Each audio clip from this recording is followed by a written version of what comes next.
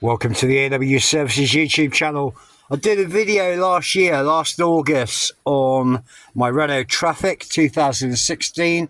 Mine's a business model, on how I added this additional 12 volt auxiliary socket, which wasn't added in the factory. In my model, it was blanked off. All I did was unclip the fascia surrounder and the stereo, which unclips carefully. Just use your hands and just gently pry it off.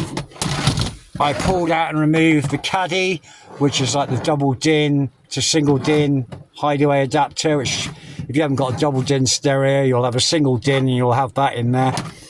Unscrew your radio. Do not disconnect your radio unless you're sure you have an updated or the radio programming code that came with the radio from new and it hasn't been changed.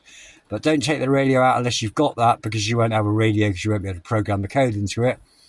Take the two torque screws out that remove the heater control panel by unclipping that, and that pushes in the cavity, and then you're able to get your hands and access the back of this hole where the socket is, and then make the appropriate wiring.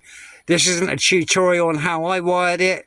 Take your own risks. I know what I'm doing, but if you want to take a 12 volt feed off of that one and just use it for low current use only, then that's up to you on how you do that and your best practices. But I thought I'd share that video just to update people.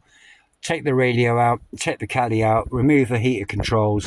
You can get your hands in behind there then to tighten up the nut on a replacement 12 volt accessory socket. If the video helps you, subscribe, support the channel, help it grow. Press the bell icon for notifications when new videos are released. Give the video a like, give it a share, leave a comment. Thank you for watching AW Services.